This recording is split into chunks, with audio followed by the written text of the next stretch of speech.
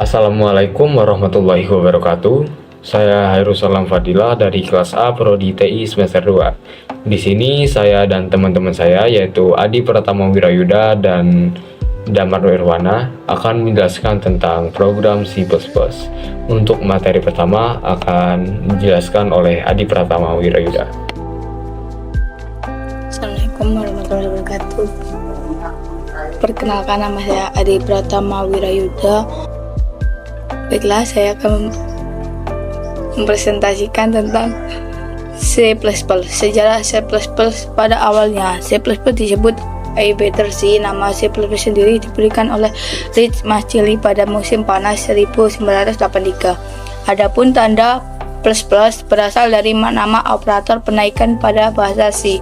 Keistimewaan dari bahasa C++ adalah dapat mendukung pemrograman berorientasi objek atau dikenal dengan istilah Object Oriented Programming atau OOP. Perbedaan C dan C++ yaitu ada orientasi pemrograman, 2 penggunaan, 3 fitur, 4 kompilabilitas, 5 pengembangan, 6 penggunaan dalam industri, 7 penggunaan dalam pendidikan, 8 penggunaan dalam industri teknologi, 9 penggunaan dalam pengembangan sistem operasi. Dan sintak. Apa itu sintak? Sintak adalah pemrograman aturan dasar dari bahasa pemrograman sehingga dapat menjadi media komunikasi antara bahasa manusia dan bahasa komputer. Lebih lanjut, sintak juga diartikan menggunakan karakter tertentu yang dapat dipahami oleh komputer. Assalamualaikum warahmatullahi wabarakatuh. Perkenalkan, nama saya Damar Nur Ihwana.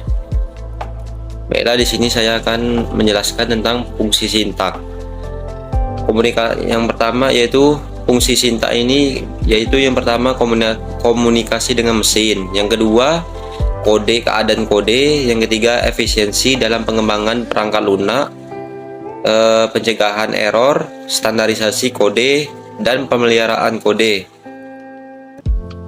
Lanjut,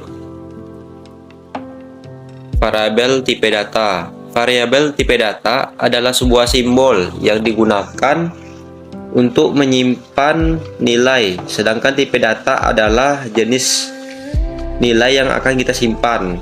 Lalu untuk membuat variabel pada Dart, kita bisa menggunakan kata kunci var dan menuliskan langsung tipe datanya. Lanjut, pembanding dan logika. Operator pembanding membandingkan dua ekspresi dan mengembalikan nilai boolean yang memiliki hubungan nilai. Ada operator untuk membandingkan nilai numerik, operator untuk membandingkan string, dan operator ini membandingkan objek. Ketiga jenis operator tersebut dibahas di sini. Sama dengan yaitu disimbolkan dengan tanda sama dengan, lebih besar disimbolkan dengan tanda kurva, lebih kecil juga lebih besar sama dengan, tanda kurva sama dengan, lebih kecil sama dengan, tidak sama dengan.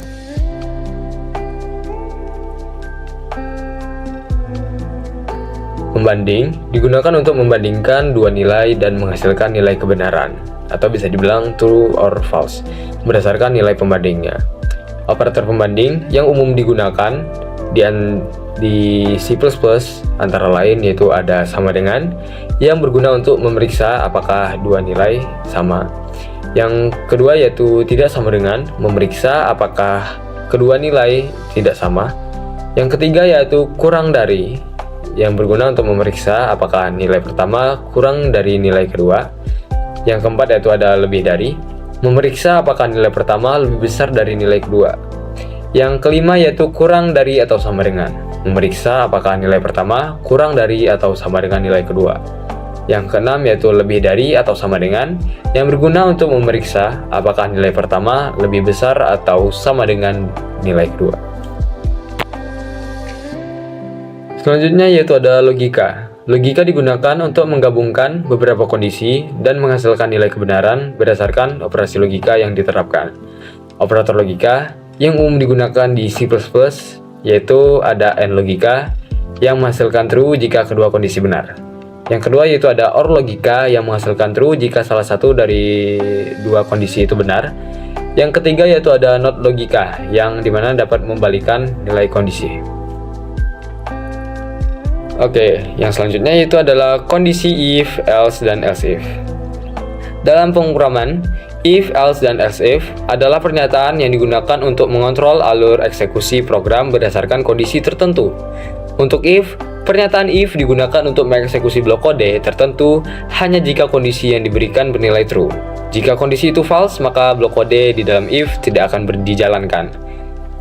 Untuk else, pernyataan else diikuti oleh if dan digunakan untuk mengeksekusi blok kode alternatif jika kondisi yang diberikan dalam if bernilai false. Yang selanjutnya yaitu ada else if.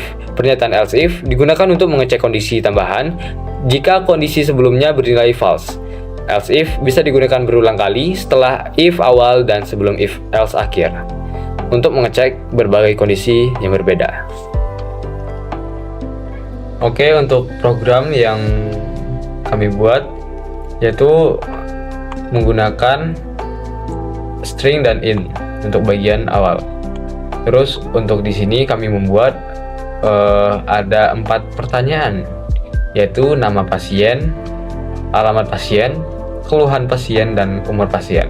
Nah, untuk tugas yang diberikan yaitu di bagian umur pasien, yang dimana untuk bagian umur pasien kami diminta untuk membuat jika di umur, misal di umur 60, saat mengisi umur 60 tahun, untuk outputnya maka ada tertulis lansia.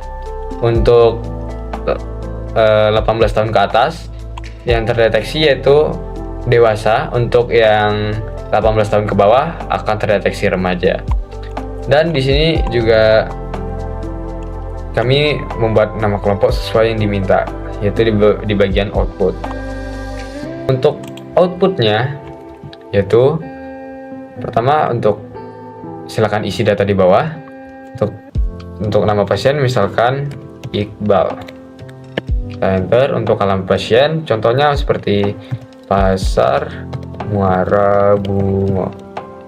Oke, untuk keluhan bisa terserah isi apa saja, contohnya seperti demam dan sakit kepala ringan. Oke, untuk umur pasien. Untuk umur pasien kita masukkan saja untuk 25 tahun. Nah, setelah kita enter, maka kita dapat melihat hasilnya, yaitu untuk nama pasien Iqbal, alamat pasien Pasar Muara Bungo, keluhan pasien yaitu demam dan sakit kepala ringan. Untuk umur pasien 25 tahun, dewasa. Dan ini tidak ada masalahnya, ini sudah pas. Semoga saja untuk hasilnya sesuai dengan yang diminta.